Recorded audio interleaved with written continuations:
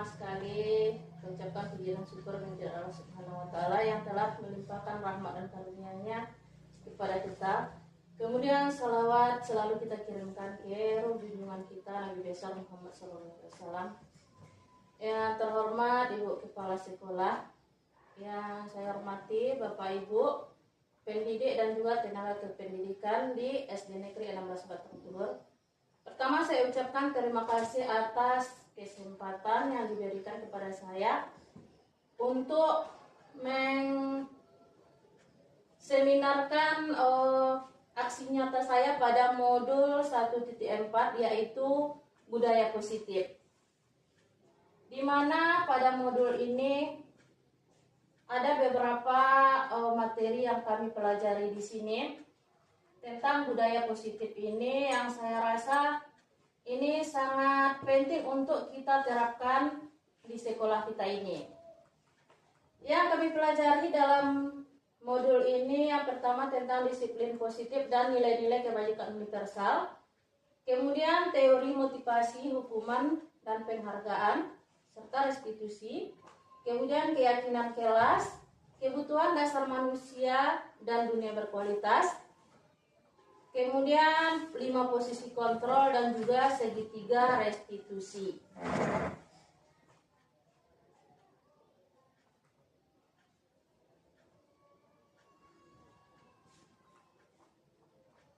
Selama ini mungkin kita sudah salah dalam berpandangan terhadap anak didik kita. Selama ini mungkin ada beberapa ilusi dari paradigma kita yang kita menganggap bahwa kita dapat mengontrol murid kita. Kemudian ilusi yang kedua bahwa kritik dan akan membuat orang merasa bersalah dapat menguatkan karakter. Yang ketiga bahwa semua penguatan positif, efektif dan bermanfaat. Ilusi yang keempat, orang dewasa memiliki hak untuk memaksa.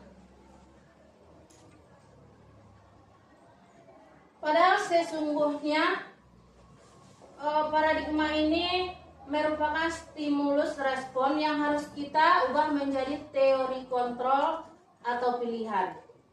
Di mana ya stimulus respon ini misalnya kita mencoba mengubah orang agar berpandangan sama dengan kita. Sedangkan pada teori kontrol atau pilihannya, kita berusaha memandang pandangan orang lain tentang dunia. Yang kedua, perilaku buruk dilihat sebagai suatu kesalahan. Namun kalau kita lihat dari teori kontrol, semua perilaku memiliki tujuan. Kemudian orang bisa mengontrol saya. Sedangkan pada teori kontrolnya ini hanya kita sendiri yang bisa mengontrol diri kita. Begitu juga dengan anak yang sesungguhnya hanya mereka yang bisa mengontrol diri mereka dan kita tidak bisa mengontrol mereka. Kemudian pemaksaan ada pada saat bujukan gagal. Ini contoh stimulus respon selanjutnya yang pada teori kontrol atau pilihannya kolaborasi dan konsensus menciptakan pilihan-pilihan baru. Yang terakhir, modal berpikir menang dan kalah. Pada teori kontrol, modal berpikirnya adalah menang-menang.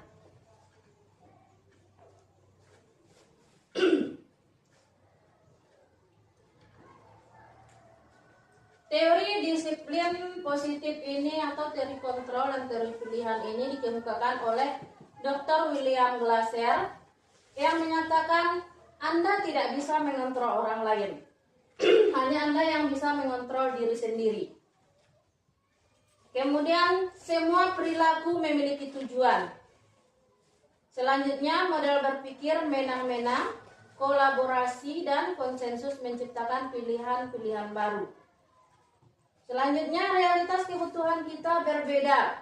Kita berusaha memahami pandangan orang lain tentang dunia. Setiap orang memiliki gambaran yang berbeda-beda. Nah, dari teori yang dikemukakan Dr. William Glasser ini, bahwa kita tidak dapat mengontrol orang lain. Dari sini makna disiplinnya adalah belajar mengontrol diri dengan menggali potensi kita agar tercapai tujuan mulia, yaitu sesuatu menjadi seseorang yang kita inginkan berdasarkan nilai-nilai yang kita hargai.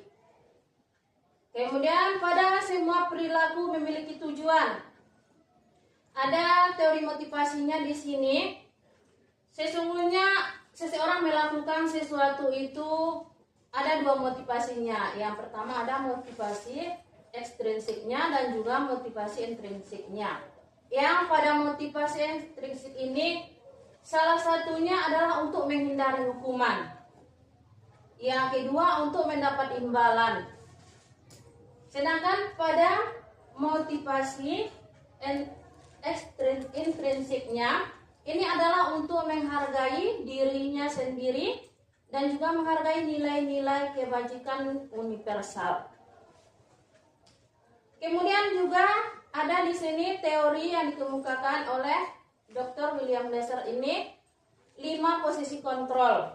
Yang pertama ada posisi penghukum, yang kedua pembuat rasa bersalah, yang ketiga sebagai teman, yang keempat pemantau, yang kelima sebagai manajer.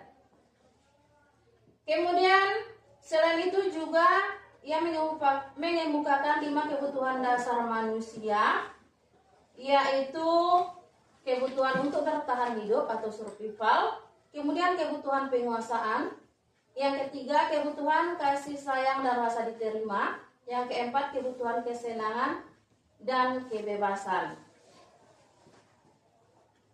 Apakah sebenarnya makna disiplin ini? Kata disiplin ini berasal dari bahasa Latin yaitu disciplina yang artinya belajar. Makna asal kata ini berkonotasi dengan disiplin diri, yaitu disiplin diri dari murid-murid Socrates dan Plato. Disiplin diri membuat orang menggali potensinya menuju sebuah tujuan, apa yang dia hargai. Namun dalam budaya kita, makna kata disiplin telah berubah menjadi sesuatu yang dilakukan seseorang pada orang lain untuk mendapatkan kebutuhan. Kecenderungan umum adalah menghubungkan kata disiplin dengan ketidaknyamanan, bukan dengan apa yang kita hargai atau pencapaian suatu tujuan murid.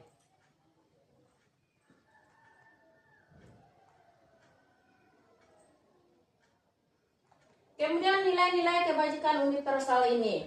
Nilai-nilai kebajikan ini adalah sifat-sifat positif manusia yang merupakan tujuan mulia yang ingin dicapai setiap individu.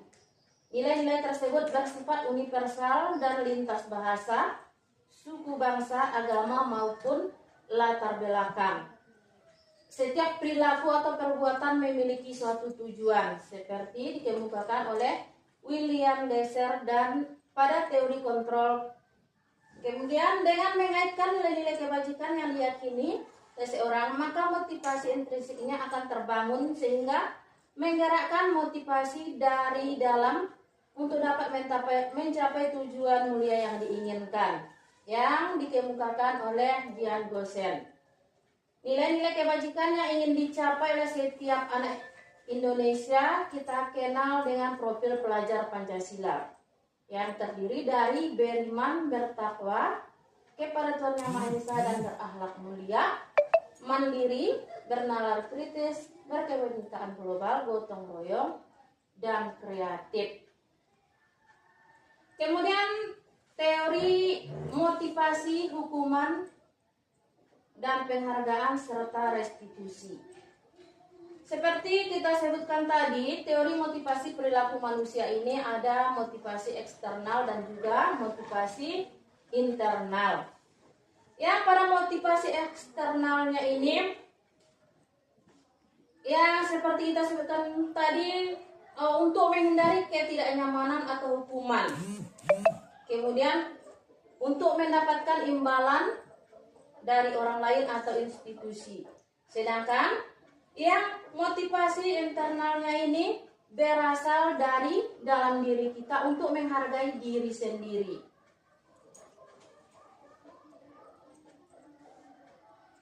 Dengan kurikulum baru yang kita laksanakan sekarang sesuai dengan namanya kurikulum merdeka.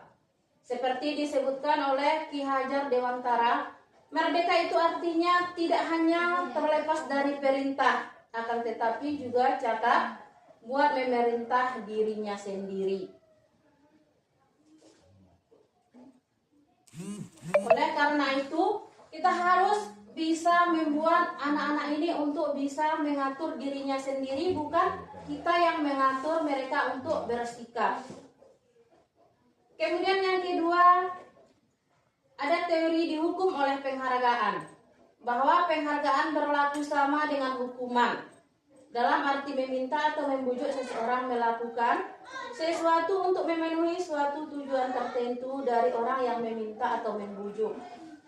Dorongan eksternal akan ada faktor ketergantungan. Ada beberapa dampak pemberian penghargaan ini menurut Elifon. Yang pertama, pengaruh jangka pendek dan juga jangka panjang. Kemudian penghargaan ini menghukum sebenarnya. Kemudian penghargaan juga mengurangi ketepatan. Ada beberapa tindakan yang mungkin sering kita lakukan tanpa kita menyadari ini merupakan sebuah hukuman, dan juga ada mungkin yang kita lakukan merupakan konsekuensi. Contohnya di sini mencatat 100 kali dalam buku kalimat "saya tidak akan terlambat lagi" karena seorang anak terlambat ke sekolah. Ini merupakan hukuman. Kemudian lari mengelilingi lapangan basket 2 kali karena terlambat hadir di sekolah. Ini juga merupakan contoh hukuman. Selanjutnya, murid diminta untuk push up 15 kali karena tidak menggunakan masker ke sekolah. Ini juga merupakan bentuk hukuman. Ada lagi, ini menggantikan kertas tugas yang telah dicoret-coret. Nah, ini merupakan contoh dari konsekuensi. Selanjutnya, membersihkan tumpahan air di meja tulis karena tersenggol pada saat belajar. Ini juga merupakan contoh konsekuensi. Murid disuruh untuk tidak mengenakan sepatu seharian ke sekolah karena tidak mengenakan sepatu hitam. Ini juga merupakan contoh dari hukuman. Apa sebenarnya restitusi itu? Restitusi adalah proses menciptakan kondisi bagi murid untuk memperbaiki kesalahan mereka, sehingga mereka bisa kembali pada kelompok mereka dengan karakter yang lebih kuat. Restitusi juga merupakan proses kolaboratif yang mengajarkan murid untuk mencari solusi untuk masalah mereka dan membantu murid berpikir tentang orang seperti apa yang mereka ingin menjadi dan bagaimana mereka harus memperlakukan orang lain. Ini menurut Dayan Gosen pada tahun 2004.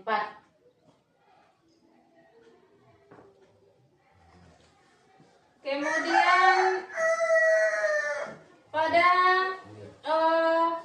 hukuman dan konsekuensi atau restitusi ini dia memiliki nanti identitas yang gagal dan juga identitas yang sukses. Yang pada hukuman misalnya ini merupakan identitas yang gagal. Sesuatu yang menyakitkan harus terjadi. Yang kedua, tidak nyaman untuk murid atau anak untuk jangka waktu panjang.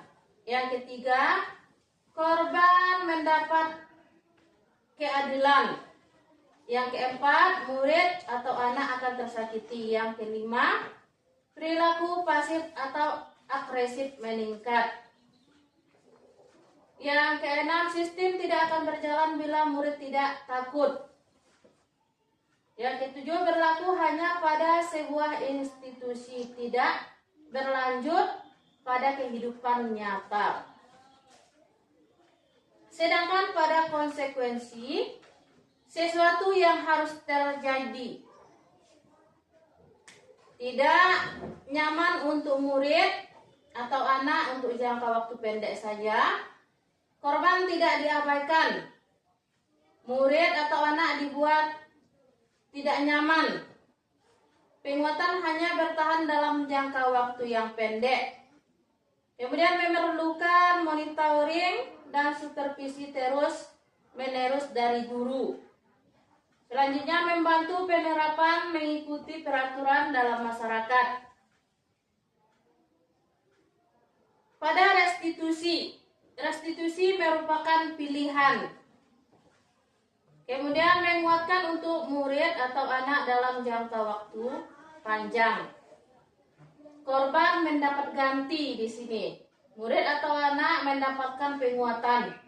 Dan juga pada praktik restitusi ini saya sudah mencoba mempraktikkannya pada salah seorang murid kita di kelas 5, yaitu adik yang pada beberapa hari lalu dia memukul Wahyu. Dan saya sudah mencoba mempraktikkannya. Dan ini praktik restitusi terhadap adik ini. Adik memiliki inisiatif sendiri untuk meminta maaf kepada Wahyu karena kesalahannya telah memukul Wahyu.